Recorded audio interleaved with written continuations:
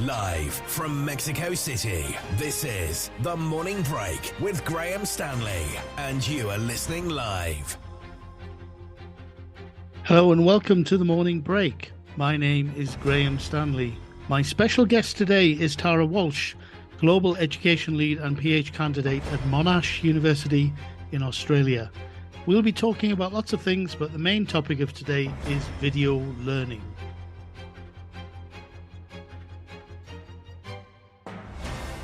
This is Teachers Talk Radio, and you are listening live. Tune in live at ttradio.org or join in the conversation by downloading the Podbean app and following Teachers Talk Radio, #TT Radio.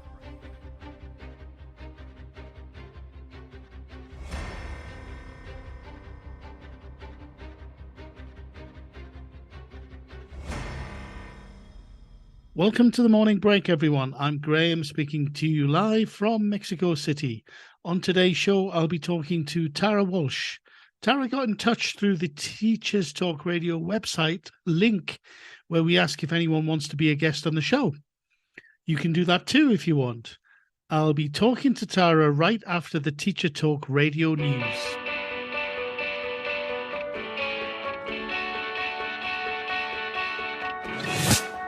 This episode of Teachers Talk Radio has been made possible with support from Witherslack Group, the UK's leading provider of SEN education and care.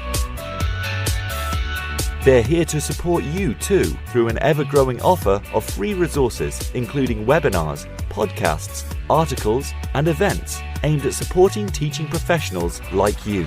Visit their website at www.witherslackgroup.co.uk to find out more. If you're listening to this, then we know we share one thing in common: a passion for the type of outstanding education that every child deserves. That's what makes us the leading provider of specialist education and care. We need people like you to help us achieve even more. With us, you'll be given all the resources and support you need, offered a clear path to career progression, and be rewarded with some of the best salaries and benefits the industry has to offer. We are Witherslack Group. If you'd like to find out more, we'd love to hear from you. Visit www.witherslackgroup.co.uk/careers and be part of our future. This is Teachers Talk Radio, and this is Teachers Talk Radio News.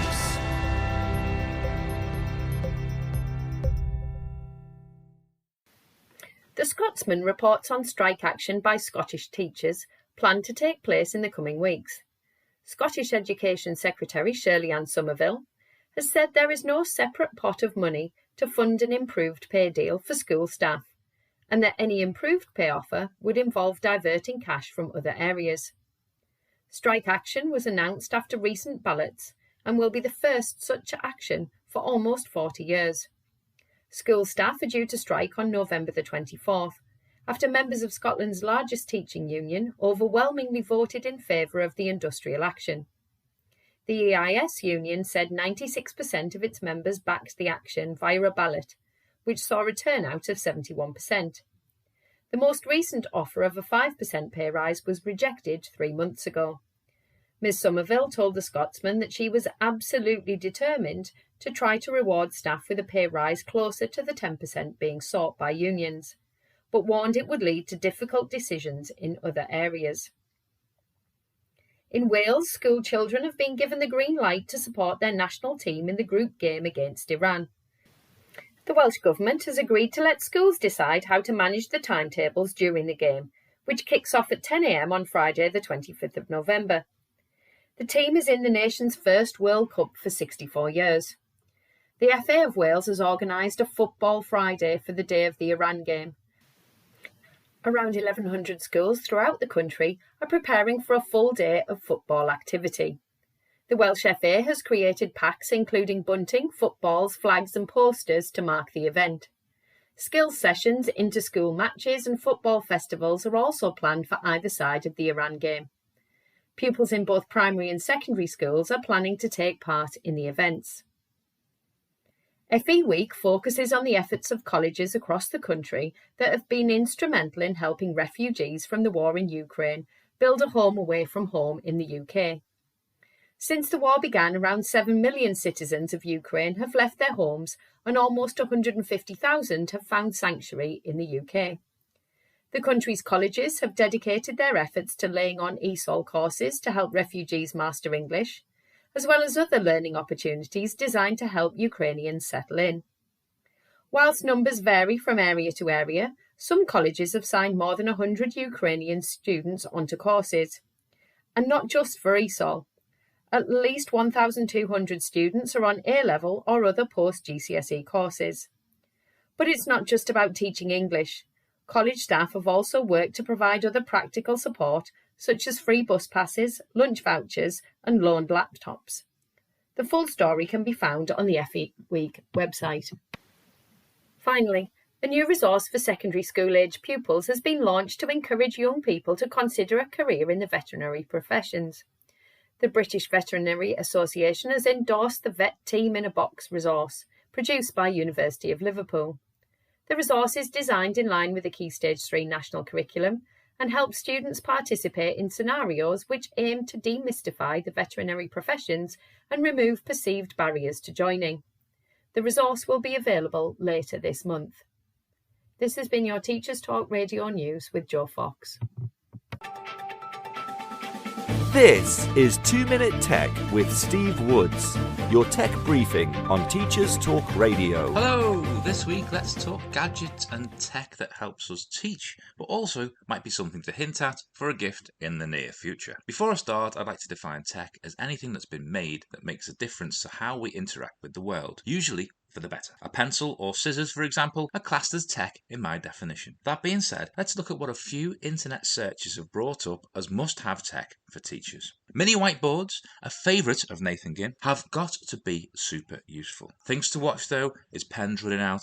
Do you also need a cloth or a board rubber? And primary teachers, don't let the kids keep them in the trays with the books. They make them look messy and get ink all over them. Interactive screens. Are you team interactive, or could you have had a big TV and spent the rest on other things? I love interactivity, but my subject lends itself to it. Are you simply presenting on an overpriced screen? Things to check out are open source interactive software that's compatible with different devices. Sometimes you can be locked in by software. Having something you can use on almost any board might be for you, especially if your school has a mixed estate of kit, and as it's open source, it will be free. The presentation clicker is a classic. Things to watch for is losing it, leaving the USB dongle behind, and also ensuring you don't use the built-in Class 3 laser to blind the class. Does anyone really use a laser pointer? A webcam, a topic I've discussed in the past. A decent webcam nowadays doesn't need to be expensive and can do as much as a visualizer. Think purpose and audience, then think desk space and the number of cables needed. What about simpler gadgets?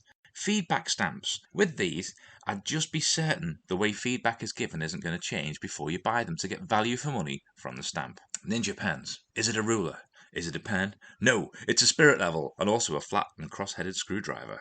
It looks cool, but if you get a cheap one, don't expect to be able to unscrew anything unless what you're unscrewing is made from cheese. As always, I'd love to hear about your favourite teaching tech. Let us know at TT Radio 2022. I'm Steve Woods, and that was 2 Minute Tech. 2 Minute Tech with Steve Woods, your tech briefing on Teachers Talk Radio.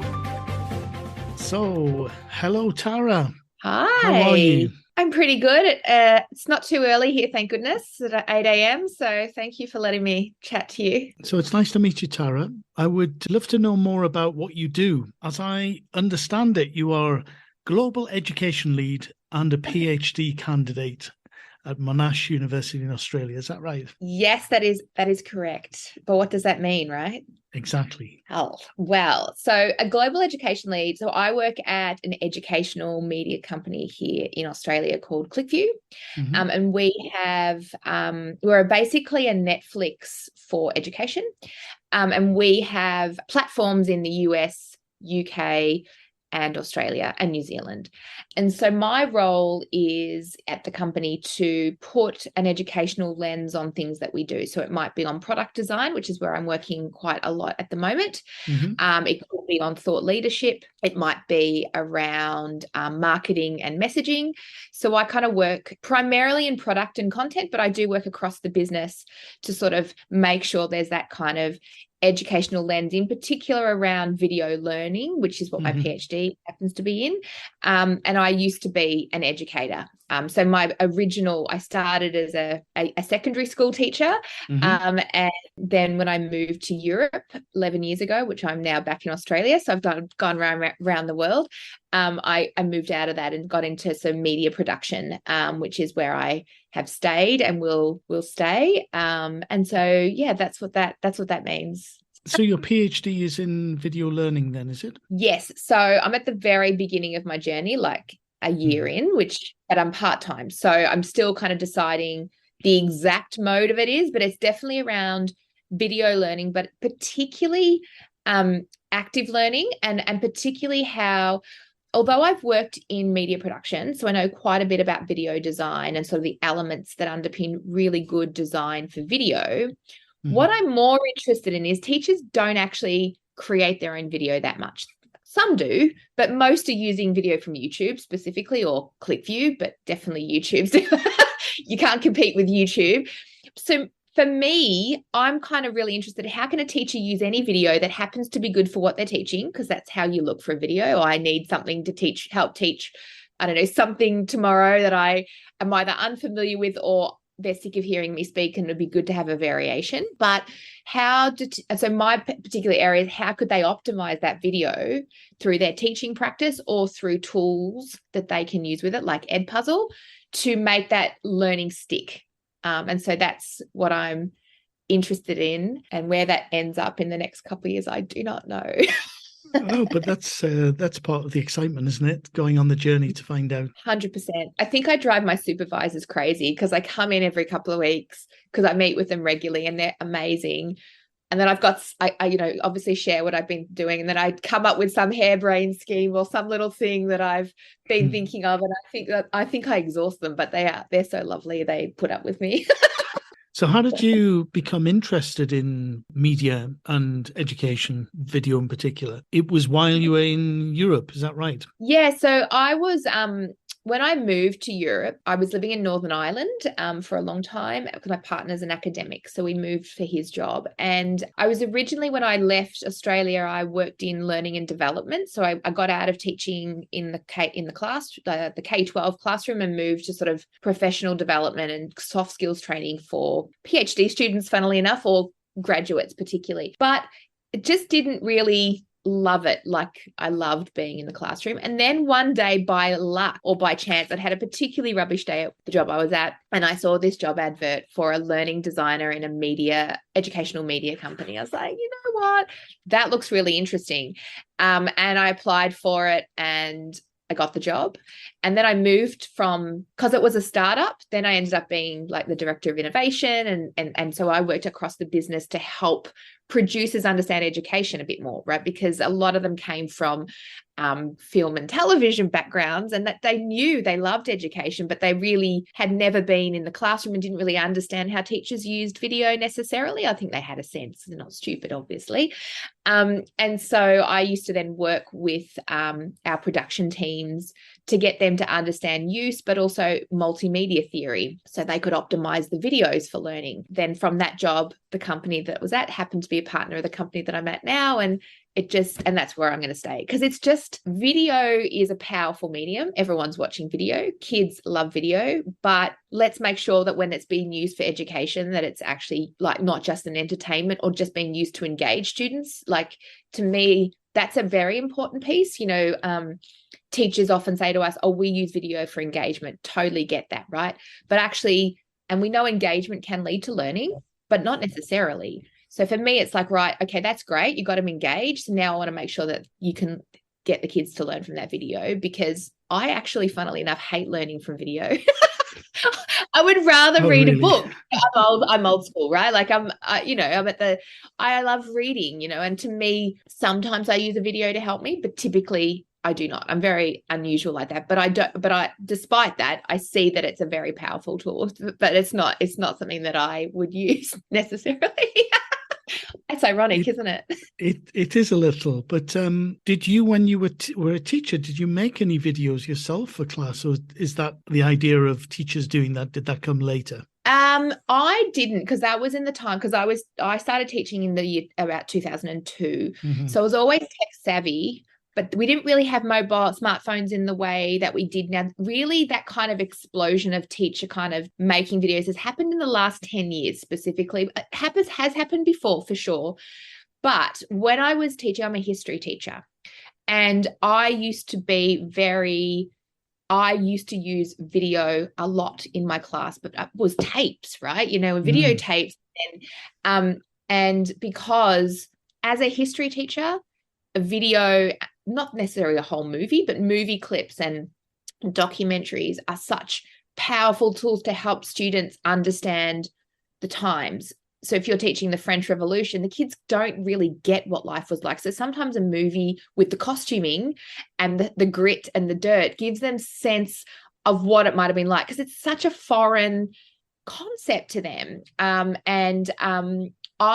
And so that's where I used to use a lot of film and documentary, and there was less of that short form content that we now seem to consume a lot today. So I was thinking to myself the other day, if I was still in the classroom, I would be creating my own video for sure, because there's a lot of content out there, but a lot of content out there is not great.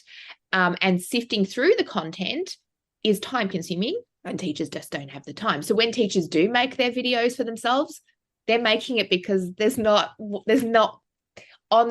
can't find what they need quickly. And so that's something I would have done. I do make videos for work, but I'm certainly not a producer, that's for sure. But I think what you say is quite interesting. It's become a lot easier to make videos. We're becoming a lot more literate as far as producing our own content is concerned. Everybody, not just teachers, of course, but it's become a lot. Not only is it that the tools are at readily available. We carry around powerful video cameras in our phones now, as you said, but also it's just that the kind of appetite for creating content has exploded, hasn't it, with TikTok and YouTube and stuff, and other more specialized channels like you're on. It's true. I mean, it's insane, the power of the editing tools, even, right? So you can capture a film, that's great. But then you've got these, like TikTok is a good example. Their editing tools are great. Like, you don't even need to learn editing, and editing tools for free on apps are just so readily available with a bit of practice. Piece of cake, and no one actually really cares if it doesn't look that great. I think it's true, isn't it? Because if a video is engaging, if the content is engaging, then we'll readily kind of ignore the kind of rough edges. It's the same with podcasts. It doesn't matter so much if it's a little bit rough around the edges, because so long as the content is interesting, then you don't expect, there's not that expectation of a kind of BBC quality audio, for example. You don't expect that. If you're making great content, it's quality, it's interesting, it doesn't need to be of that level.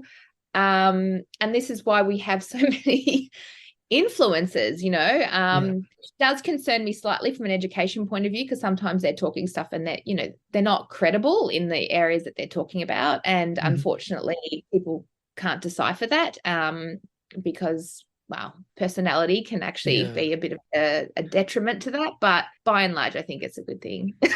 Well, that's probably partly to do with another one of your interests, media literacy, isn't it? How to trust a source. Absolutely. Definitely this idea of digital literacy, of being able to evaluate what you're listening to or watching. I think so. I mean, one of the other problems with media literacy and digital literacy is that often adults are not very media or digital literate either. So, and that includes teachers, right? Parents, teachers, because a lot of us did not grow up with the same level of media and just because you grow up with it also doesn't mean you're good at understanding the problems with it. I always say, though, to people, one of the best ways to become more media literate is to learn how to make a video, like actually start creating your own content. Because what you learn from that is just how you can manipulate. So if you know how to manipulate your own content and create content, you then understand what could potentially be how you're going to be manipulated. And so I'm always thinking to myself, if you're going to learn about media literacy in a way that's interesting, because actually learning theory of anything is a bit boring, let's be perfectly honest. But I sort of feel that fits in with my whole thing about active learning. And if you're actively engaging in the process of which something that you're consuming, then you're going to seek to hopefully, because nothing's guaranteed, maybe understand how you're possibly being manipulated or not, right? And so, and I think for me, that's kind of critical. And I think actually that's a real big thing in education. We should be trying, it's not the only thing, because there's many ways you can do it, but you bringing that type of engagement with media into the classroom. So we know teachers, educators are using video in the classroom. Makes sense, right? It's a really good medium. It helps engage the students, helps with their learning, etc. But media production in the classroom is definitely not necessarily done as much. But I actually think combining the two would actually, and start doing that a bit more with iPads, mobile phones, which I know is controversial. People don't like mobile phones at school, but let's face it, the kids have them. Yeah. Let's use them. It's not worth demonizing them, right? Like sometimes, I'm not saying having them out all the time, because like that's a distraction, but actually using that tool and actually making it like it's not a big deal, it loses the power of that tool to the student to use it behind your back, I feel. Yeah. Although, I totally agree. I mean, for years and years and years, teachers were, it's a shame we don't have access to equipment to use, etc. And now many students come to school with powerful computers, cameras, audio recorders in their pockets. We may as well make use of them, so long as everybody has them, so long as it doesn't become, and it's not abused, as you say. Absolutely. And that's the thing. And here's the thing, though. A student is more likely to have a smartphone than they are to have a laptop at home, right? So if we're looking kind of that digital equity, and now I'm not saying everyone has that, right? Because they certainly do not. But even if you look at developing countries like Africa, they sell more mobile phones than they do computer desktop and laptops, right? So they're consuming most of their media or researching or doing their banking or whatever that might be. Their internet use is on that phone, right? And so for me, we're actually at the minute, we have a mobile app that goes with our content, and we're developing that out obviously more, because to me, that seems like a really important piece of the puzzle of getting kids to consume these videos that the teachers are interested in at home, because kids are watching media on their phones more than they're watching them on, it depends on their age, right? Teenagers I'm talking about. I think the younger they are, it's more tablets and stuff like that. Parents are definitely restricting mobile phone use for younger kids. And they're sort of different. I'm talking about teenagers specifically when I talk about mobile phones. And I think the more we consider media and the use of media, even in the classroom through that lens, I think, one, it'll make it easier for getting kids to do what you're asking them to do, because a big problem with kids anyway is doing their homework or whatever it might be, or actually engaging in activities. And I'm not saying we should always pander to the kids, because that's definitely not what I'm saying, but actually bringing the things that they love more into the classroom in the way that they're actually consuming and engaging is a really smart move. And actually it helps develop all these other skills that we're always complaining that they don't have. And more they're skills that they'll find they'll need as they grow older. Yes. Through audio or video is more and more important. I think so. And it's funny because when I worked in the UK initially, I was doing some sort of learning and development stuff, and I was working with a lot of graduate companies with graduate, and I'd go in and we'd sort of say, well, what do we need to work with the kids on? And they 100% would say communication skills. They don't know how to write an email. They don't know how to communicate on a regular, it's just not, they're more likely to send a text message or a really badly written email that's in text kind of speak. They're not able to come and have a conversation. So it'd be like the soft skills piece. And so, media production, as we just talked about, can help you develop those skills because you're in front of a camera, you're collaborating and you're communicating with the team, because a production team, you've got to communicate with all sorts, right? You've got pre-production, you're producing, then there's the post-production, editing. You've got all types of personalities you've got to work with, and you've got to learn how to communicate. And that's like a really key component. So, mirroring that in a classroom where it's something that they're actually probably going to enjoy, is a good way to try and develop these skills, because there is definitely a bit of an issue at the minute with the communication between generations within the workforce. And also, we have just different ways that we communicate. I mean, even I find the way I communicate very different from a lot of my colleagues who are a lot younger, but I'm aware of it, right? So I'm like, okay, I need to sort of get with the emojis within our Slack channel and use those in a different, and I'm not really that into that, but I'm like, okay, but that's a form of communication. And then, obviously they need to learn how to communicate, whereas I'll be more likely to actually get them on a call and chat. And that's just, that's just a very basic workplace sort of thing. But using but the important point is these skills are important, right? And they're not being developed in the way that make young people workplace ready. And because we have a big gap in who's in the workforce, it's a bit of a problem. Of course. Yeah. So if you were back in the classroom teaching history, how would you use video with your students? Would you actually get your learners to create video? Would you create video for them, or a bit of both? I do everything, right? Because, I mean, I'm in an advantage now as I know a lot more than I did before, but I would have learned, I probably wouldn't be where I am now, but I'd certainly be at a stage. So I would probably do any number of things. So I would be creating my own video, but not too much, right? Because I think there's such great content that already exists, but how I'd use the content that exists, I'd cut it up. I would use it more creatively. And I would use a lot more good teacher practice with video that maybe I didn't do back in the past. And then more importantly, I would also be getting the students to create their own media as part of the assignments. Now, obviously, when you get to the senior levels, you have less control over how you can assess them, but right up to year 10, because, history is one of those, and I have taught English as well. So they're the two kind of subjects that you can be a bit creative with how you do your assessment, and they do lend themselves nicely to things like media production and developing skills and so forth. So, I mean, I would use it with everything. I mean, but I wouldn't overdo it, because I actually don't feel that video is the be all and end all. I think it's an incredibly powerful tool, but it's not the only tool that you should be using. Any teacher would agree with you on that. And it's funny because a lot of people say to me, oh, you work in an educational media company, are you trying to replace the teacher? And that is not what we do. We're like, no, it's not possible, right? Like that would make us an e-learning platform and that the kids would be working on their own. We don't do that. We have video, we have resources that show teachers how to use video better. But that's it. The video is our star attraction, but we don't want to replace the teacher. The teacher's the key important thing.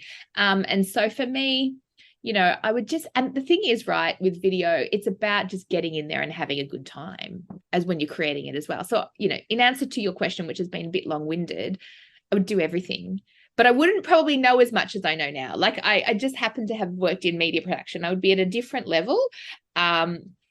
And the problem with creating your own video, and this is the thing, is it's a bit time consuming, right? And then watching yourself on camera is a bit of a shock at the beginning. You're like, oh my God, do I really sound like that? But the thing is, right, and this is what teachers don't understand, kids love learning from video that their teachers create. Why? Because they're already familiar with the presenter. Now, if they particularly like you, you're even better. But one of the things that we know is with cognition and learning, there's a thing called the personalization principle. But also if something's familiar to you, you already don't have to think about that. So already you've opened your brain up to learn a little bit more, because that first thing is, oh, I know this person. Okay, great. Even if they're annoying, they're still, which probably they would have said about me, already I don't have to think about where that's going. I kind of know how they relate to me in the classroom. They might be a little bit stiff, but still, I get it. So already my brain is more optimized for learning. So, sorry, that was a bit long-winded. No, not at all. It makes a lot of sense what you've just said. And you've mentioned it a little bit earlier, but you are also passionate about democratizing education, digital equity, and the SDGs. Perhaps you can talk a little bit about how it is that you become involved in this. I don't know how much you are involved in it, or is it just something that you feel very passionately about and want to bring to wherever you work, etc.? Yeah, I mean, in terms of the Sustainable Development Goals, I have been involved in a lot of groups, and I was an ambassador for the SDGs a couple of years ago, and I'm kind of working with the T4 communities at the moment to sort of help educators sort of put, SDGs, integrate, thank you, integrate the SDGs and the Sustainable Development Goals within their classroom practice, because the truth of the matter is it's kind of one of the most, environmental issues, the world issues, Sustainable Development Goals, and all the stuff that they talk about, reduced inequality, blah, blah, blah, blah, blah. This is real life, right? And it's really interesting that we live in a country, Australia, the UK is the same, US, all these countries around the world just don't prioritize this as being an important part of our education system. And the thing is, it's in everywhere, it's everything. And actually, if we're going to solve some of these problems that we hear on the news, and sometimes I just don't turn on the news because it's too depressing, because it's like it's almost like doomsday every day.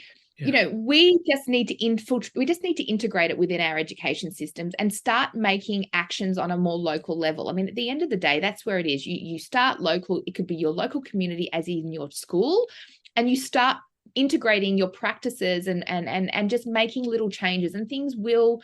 And it sounds like a very hopeful kind of approach, but it's about hope, right? But it's also about education, but it's also about application. So, that's something that I'm just incredibly passionate about. The company I worked for before, we created a whole video series on that. It was one of the ones with Participate Learning. And it's around, we've got it in places around the world to help educate. So part of it was educating about the SDGs, but also showing young people doing things around the world. So like anyone can do it, right? What is this young person in Chile doing? What is this young person in Melbourne doing? And how are they trying to make changes? And so to me, that fits in with the democratization of education. We all deserve to be educated. It's just, and so video can do that, right? Because it can be a powerful medium. This is why YouTube is great as well as not great, right? Because if people have access to digital products in any way, then they can actually educate themselves and learn. Now that's very, high pie in the sky that everyone has that. We know that a lot of places don't have digital equity. So therefore, education can be challenging from that particular point of view. But I sort of feel that with the work and the way to do this is via empowering educators to get into the classroom and integrate things like the SDGs within their curriculum, even if it's not part of the curriculum, because, every single SDG is about every subject area, and you can link it and you can talk about it and you can get kids empowered and interested. The other thing is kids actually like learning about that stuff, because actually you're trying to solve problems in the world that actually mean something to them. And actually that kind of action-driven education is interesting you're going to get the kids interested in your subject that way. So why wouldn't you bloody do it? And to me, it's just, it kind of blows my mind. So, I do as much as I can. I'm a pretty busy person, but one of the things I'm going to be doing next year, hopefully, is work with some schools in different parts of the world with young people and with around climate literacy and things like that, to sort of getting young people to educate their parents. Because I sometimes think young people are pretty on board with a lot of this stuff, but I think the problem is it's the adults in the room. Yes. And I think giving them skills to educate those people, as well as then take action together and create sort of effective action. I don't know if it's going to make changes, but we'll try, right? You got to start somewhere. Exactly. And it's got to help. What you've just said about the idea of empowering children, for example, to then help them empower adults, or to help adults take action, or empowering educators who can then together do something. I think every little thing helps now, but unless we actually encourage people to do more, then nothing will change, will it? It won't. And one of the biggest problems with things like the Sustainable Development Goals is that people might be aware of them, but they feel overwhelmed. The 17, how can I make a difference? It's like, so it's just about starting with one, starting small, and knowing what you could do. like just having some inspiration of so you're interested in climate action. What are the things that you can do tomorrow in your home, in your community to help out, right? Or if you're interested in reducing poverty in your community or in the world, I don't know, you can go global if you want. I'm always about starting in your own backyard before you go too far, because that just then gives you the ideas of what you can do. And the thing that annoys me about the whole, I mean, Australia, don't get me started on Australia and our inability, although we have a government now who does care about these things, but our inability to take those things really important in our education system. We've got all these other things that we feel are important, but actually the stuff that does matter, we need to have a better policy around teaching climate issues and environmental impacts and integrating these within our curricula. And anyone who says it doesn't relate to my English class or my mathematics class is total BS. It relates to everything we do. And if you can't make the connections, off you go. The thing is, I think it's the policymakers, because teachers are actually usually on board with these types of things, but they never have any control of what they're teaching oftentimes. So whoever's listening, which might be no one, listen, there might be no one who knows like what I can do, what should be done from government, pass it on to government, tell them to do it. Oh, definitely. I think it's a very good point. And I think what you said is really interesting, is that where there's a will, there's a way. I think there is a connection between most, if not all, subjects, or you can use examples that refer to sustainable development, etc. Can't you? Yeah, I think one of the things I do know is that when I do talk to teachers about it who are trying to integrate it, who are interested, they do get overwhelmed because they say, I don't know enough about all these things, right? How am I, and that's true, right? Like it's true of all of us, unless you just happen to be an expert. And I don't even think the experts would know about everything, right? Because there's 17 and they're very diverse. The key is you don't need to be the expert. Learn with the students, integrate it within your classroom activities or an assignment, and then learn with them. The thing is, no one's expecting you to be it's all about learning and action. And you can do that together, and you can do it within any class. And so that, to me, I always think to myself, if I was back, because I was a curriculum coordinator back in the day when I used to manage all the heads of department at my school. And then I was a head of humanities for a while as well. And I was thinking, my gosh, if these existed when I was doing those roles, that'd have been it. That would have been the framework with which we would have delivered our curriculum, even if it wasn't really because it just makes sense. And I'm just annoyed that it wasn't around when I was, when I had the opportunity to make a change in a school. Of course. But no, you even though you have a different role, you have the ability to make changes in a different way as well. Yes, agreed. Yes. No, there's lots of opportunities. I just think to myself, my gosh, back in the day, this would have just really, I would have loved it. But anyway, it wasn't meant to be. It strikes me there's an opportunity as well. If you are a teacher in a school and would like to do something with the SDGs, then you could actually combine them with video literacy. And you could get the students in groups to choose one of the SDGs and prepare a short video 100%. About it, and then have a film festival at the end. 100%.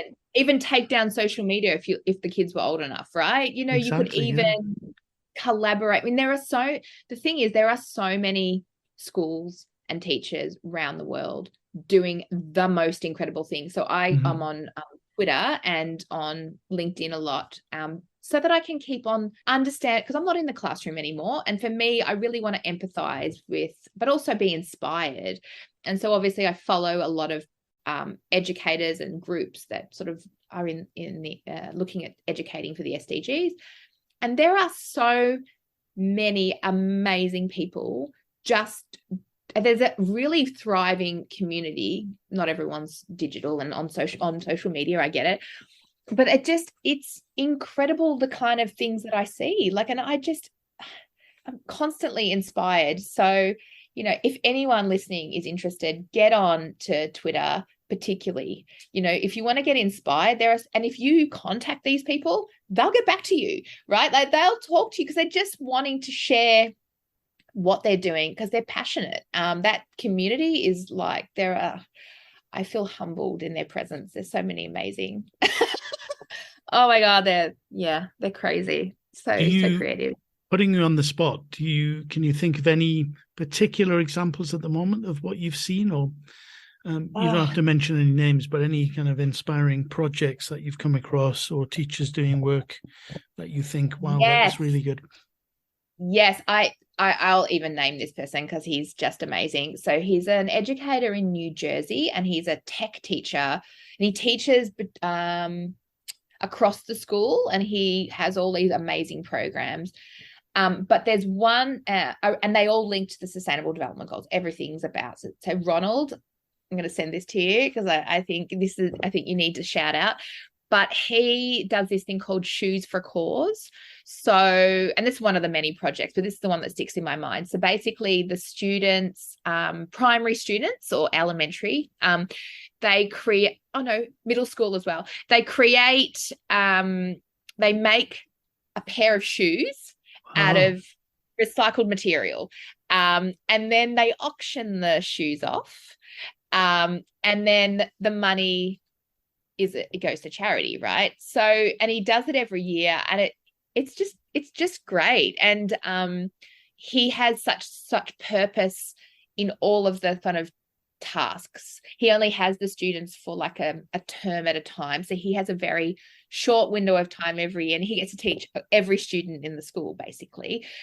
But so his projects are they've got to have sort of an impact, and he's always posting stuff, which is great because it's inspiring and it helps people. But he's also one of those people that will, if you contacted him and you followed him, he would contact you back and help you in any way you wanted. So he's just one of many of the educators. But that Shoe for a Cause is such a great. And then there's another teacher they're both in the US, but there's others that are not US, who he's not doing SDG specifically, but he's teaching history through media, and he's another one, and that's kind of not SDG focused, but he's just another incredible educator. But anyway, they're just two of millions. I don't know millions. No, it's fascinating when you find examples like that. I think do you know the name of the second one? I can definitely look up the first one, and maybe even invite them to the show. Oh my God, yes. So Nick, and I'll introduce you to both of them because I think they're both great, really incredible and creative. I quite like creativity in the classroom because otherwise I used to find I'd get bored myself teaching if it was just not. I mean, kids are going to get bored. You're going to get bored too, right? Of course. Yeah. So both of them, Nick, we created a competition at my last company, and his students pitched ideas for a video on American history. And one of the ones that won was on the history of Earth Day. But he uses media in different ways and gets kids on social media and everything to engage in history. Super clever. So both of them superstars, and I'll introduce you to both of them. Great. That's that would be good. Yeah, I mean, one of the things I really like about doing this show is it just introduces me to interesting people doing lots of wonderful things in education, like yourself and the people you mentioned. Well, I feel a bit humbled when I listen to what they do. I think they're just they just make me wish I was in the classroom again. I do miss it sometimes because I do love the kids, but I'm happy where I am. I'm where I should be, I think. That's the most important thing. Definitely. And so is there anything else that we haven't talked about that particularly interests you around education, Tara?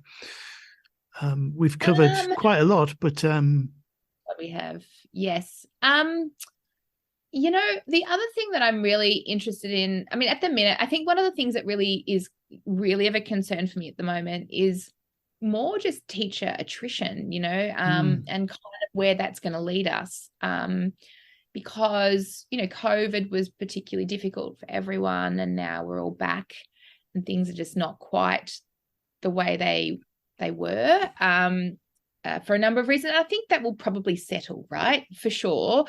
But it's funny because it bothers me, because I'm thinking, okay, I did leave, but I left before all that time. I was at a stage where I needed to do something different and whatever. But I've got friends who've been in the teaching for 20 plus years, right? Really great teachers, and they want to leave. You can understand, and if they're fed up, because they are the ones that you would have expected that would have gone to the end, right? There's a problem, and I don't know what the answer is, frankly. I think I was kind of hoping after the pandemic people would respect teachers, or there would be a better narrative around teachers, and I think it improved.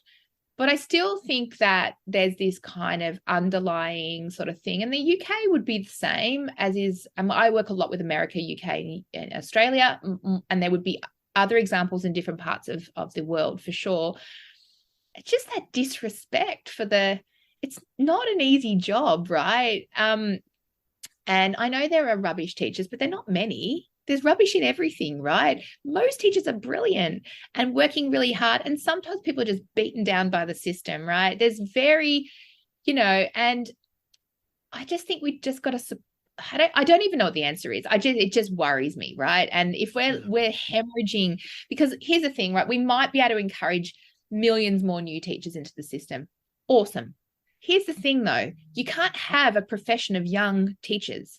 That just doesn't work. You need everyone. You need the mentors, those experienced teachers, and these are the ones that I like to talk to for my research, particularly.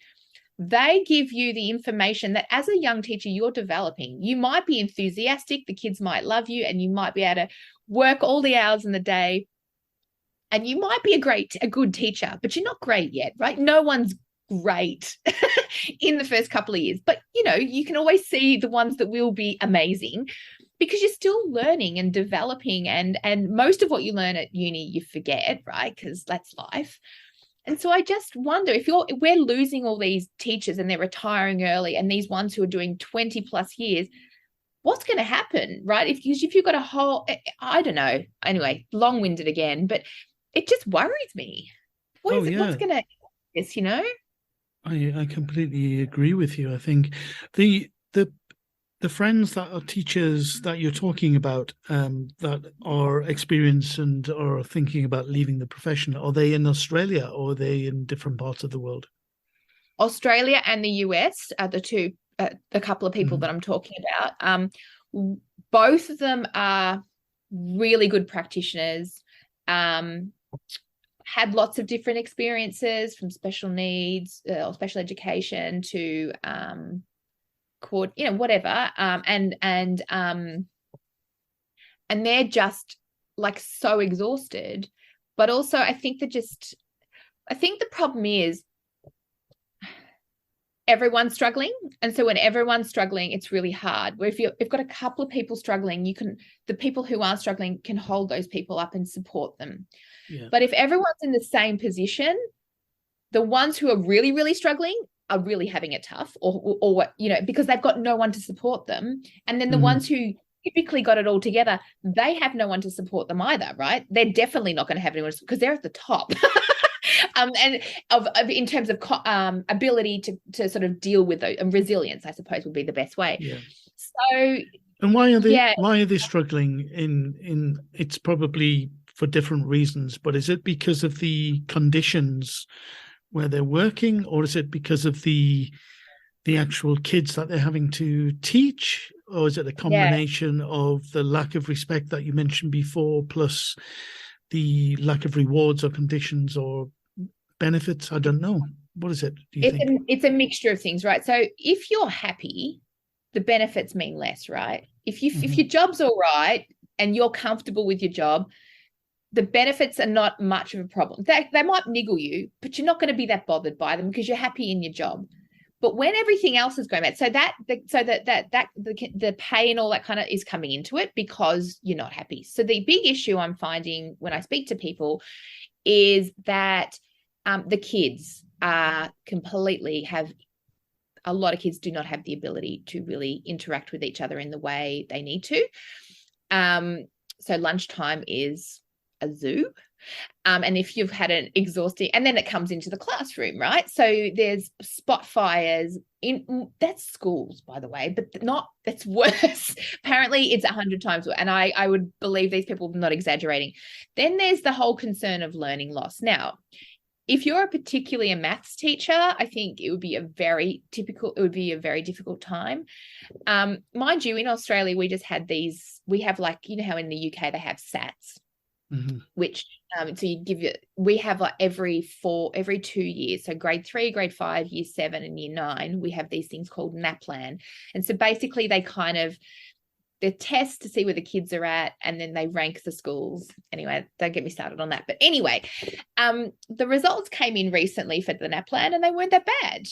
But it will be interesting to see in 2 years' time what they're like. But what was interesting about that is everyone was like, had been quite negative about sometimes what educators were, how educators are, and actually they're not doing so badly. So in answer to your question, I think it's a combination of everything, but I think it's the kids, and the kids are just really struggling. And that when more than one, okay, so in a school environment, there's always kids that struggle, but they're not the majority. And I'm not saying they're the majority now, but there's more than they usually would be, which makes life tough. You know, there's increased administration as well. I mean, you've got a lot more parental involvement, which is good, and it can be bad too. There's different ways that you can, and certainly a good school usually has good parental involvement, and that helps. But it can also be detrimental too, depending on the type of involvement.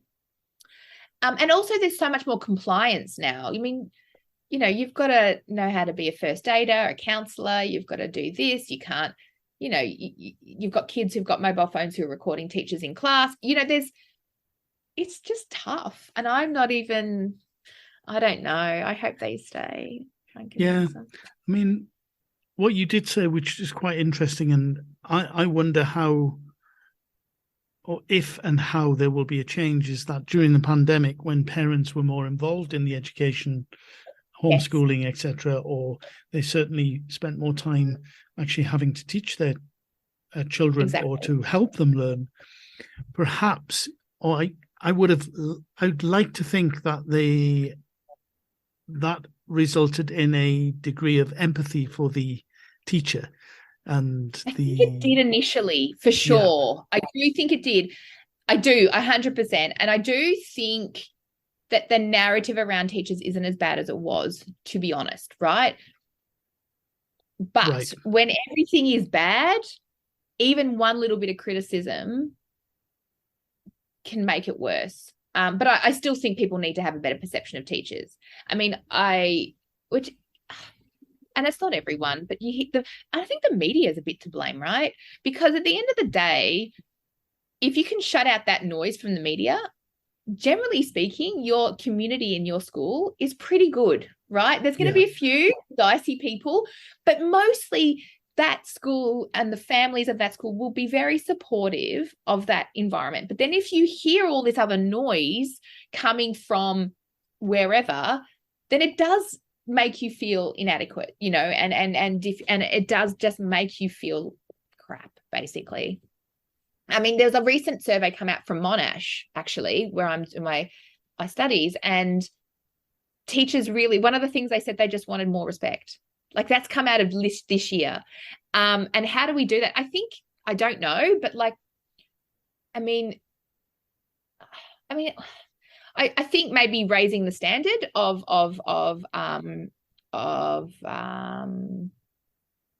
teacher, to get into teaching would help, because there's different ways you can get into teaching, and the Finnish model is a lot of the teachers have a master's degree and they're very well respected, and then there's a pay thing as well. The other problem with teaching, if we look at pay, is you get capped to a certain level, and unless you go to principal, you're stuck. Now, if conditions are good, that's less of a problem, but we've got inflation happening now, so that's going to become, as you would imagine, annoying.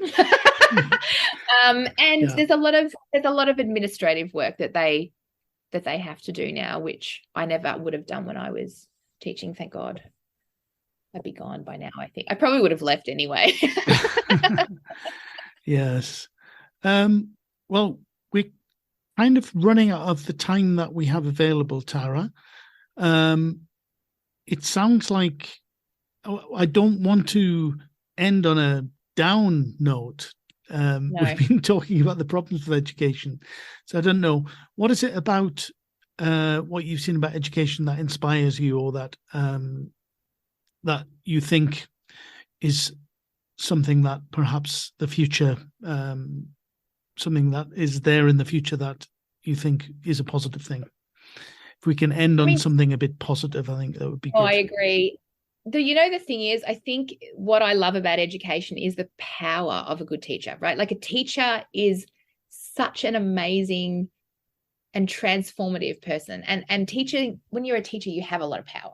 Like, it seems like you don't, but you actually do, right? When you're in that classroom, and if you can relate to those kids and you can excite those kids, to me, we need like this. I just think teachers are incredible. And the power of education comes from obviously having that passion to love and learn, but that comes from that amazing, inspiring educator. And there are so many of them. In fact, there are more than and most of them you wouldn't even know about, right? Like, they're the ones, I mean, every single one of us has a teacher or two that we think fondly of. We have a couple we don't think, but that's life, right? But mostly, I think about the teachers that really inspired me. I'm like, what was it about them? It's that power of relationship, the power of story, whatever it might be. And so I think for me, it's just about celebrating how fantastic these are wonderful, how wonderful educators can be, and that power that they can do to transform. Because if we remember that, actually, I think all that other stuff can just go into the background, because that's where it's at, as far as I'm concerned. I absolutely agree with you. And you've already mentioned today a couple of teachers who you've seen as doing inspiring work. So that's good. And I could give you more, but anyway. Of course. I'll be quiet. Tara, thank you very much for joining me today. I've really enjoyed talking to you about your work and ideas about education, video learning, etc. It's been a pleasure speaking to you. Thanks for getting in touch and suggesting this. Thank you. Nice to meet you. So that brings us to the end of today's morning break. Many thanks to today's special guest, Tara Walsh, and all of you who joined us live. Remember, there are Teachers Talk radio shows all week, and you can join me again next week at the same time. Bye for now. You've been listening to Teachers Talk Radio. Tune in live and listen back at ttradio.org. We look forward to hearing from you next time on Teachers Talk Radio.